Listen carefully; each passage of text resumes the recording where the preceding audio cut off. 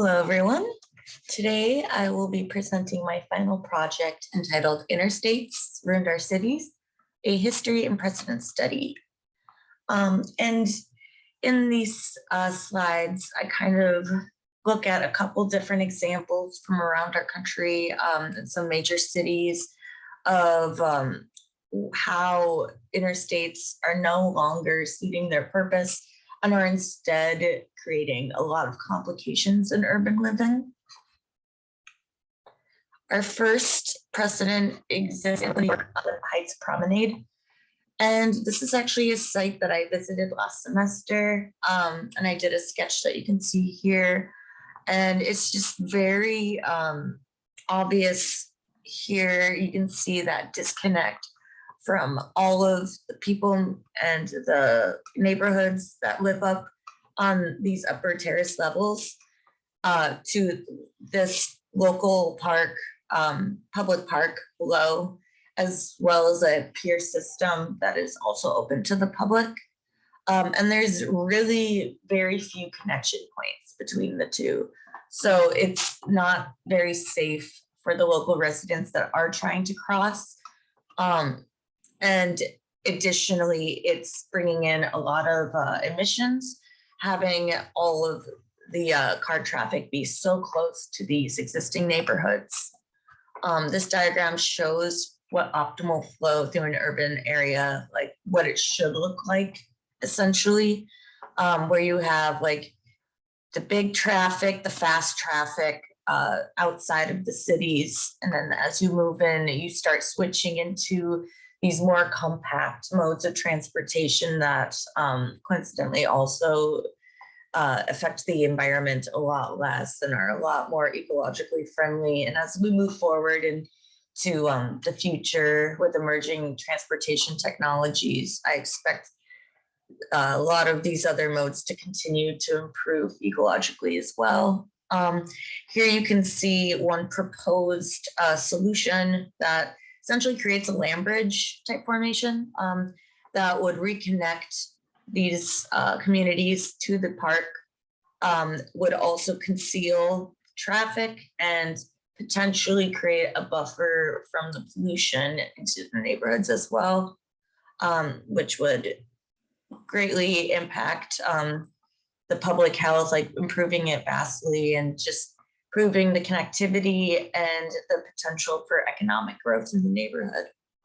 The second precedent I chose to look into is in Syracuse, New York, where I did my undergraduate studies. And here you can see how Interstate 81 does something very similar to the last example. It just completely severs the city into these two pieces. And you could just like really see how the vehicular transportation had been prioritized over what had been existing neighborhood communities. And it also separates the Syracuse campus and the ESF campus from those parts of town, and over time have created a type of social class delineation where businesses weren't able to do as well and weren't able to succeed with these barriers in play, and basically started to depreciate over the years while the university continued to bring in the money and succeed and take over the city in many ways. One proposal has been made. I will say this is a proposal that has been bounced around since I've been a student at ESF. And so I'm not sure what stages they are in planning this, or if this is something that's actually going to be realized. But there was discussion of a tunnel that could be made that would replace the interstate and allow for the pedestrian connection to be more prioritized. This one I assume would be quite familiar with many of you, the Rondo neighborhood that is located in St. Paul, Minnesota. And it was once a very thriving corridor for Black-owned businesses, even around the time of like the Jim Crow law era. It was just a safe area where businesses they could conduct business and people could meet and travel. And then in the 1960s, I-94 comes in and is built, and it completely just divides the community and splits it into two. Additionally, under eminent domain, a lot of homes and businesses were actually torn down, seized, which ended up displacing a lot of families and resulting in a lot of social, economic, and health complications in those two neighborhoods long term. So now they're looking into possible solutions for how they could resolve this issue. And again, similar to the Brooklyn example, a land bridge is one proposal that has been brought forward that would go right above the interstate. And again, this could potentially limit pollution. It certainly would be better than it is existing and within the existing conditions. It would also provide a lot more green space, and it would provide that reconnection in the hopes that businesses could continue to grow and succeed, and also a livable community could be potential or a possibility.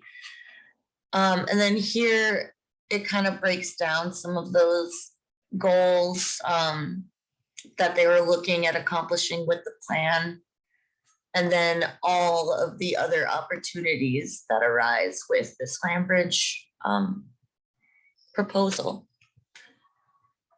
Another precedent I looked at was in Duluth, Minnesota. And essentially same deal as the previous ones. No surprise stories here, just highways coming in, creating big divides. The new plan is a great solution. It consolidates I-35 and also a railroad corridor, and it instead creates a parkway, and it can still handle the existing traffic patterns.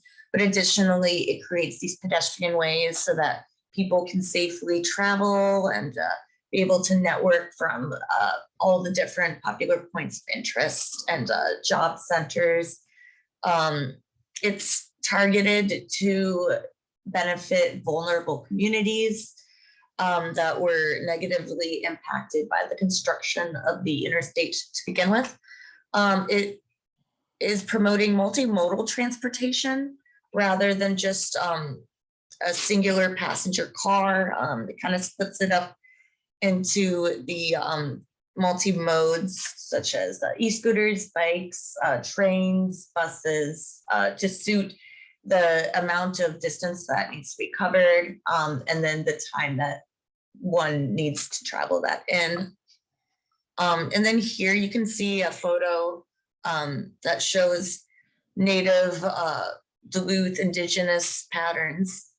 And just a reminder, that we are on indigenous lands. And I mean, in addition to all of the issues that we're seeing today with the implementation of the highway, I mean, we can't forget that it was also on sacred land. And with any reconstruction, we'd really have to take that into account and make sure there was enough public engagement so that we get enough input so that we aren't harming or severing any more sacred communities that are important in our cities. So this here shows two diagrams, before and after. And as you can see, there's a lot more connection opportunities when you have these alternative modes of transportation. There's more flexibility and more options for people who are traveling from one destination to another. This kind of breaks down what that corridor would look like. And as you can see, comparing existing conditions to proposed, by simply swapping out unprogrammed concrete space into usable functional infrastructure, you get all this extra space for new development, you get more green space, you get safe pedestrian walkways, areas for dining and retail. So as you can see, this would be an excellent solution to what is currently in place. So in conclusion, interstates are obviously problematic to urban living. They separate neighborhoods, they displace families, and they have long-term economic and ecological consequences. Interstates are now being rethought and remodeled all around the nation as old infrastructure wares and communities reprioritize, as well as equity. New designs have proposed solutions that would reduce pollution in residential communities and would dramatically improve public health, mental health, additionally being a part of that. And community engagement is an important component that we may need to make sure that these connections are not lost, just to create another connection for something else. So it's really valuable that we, as landscape architects or whatever discipline we're in, do the work and reach out to community members to make sure that our solution is truly benefiting the people in the way that we hope it would. And on a last note, just go to your town meetings and vote. And that's pretty much all you can do in the meantime. But yeah, thank you for taking the time to listen to my presentation, and have a great day.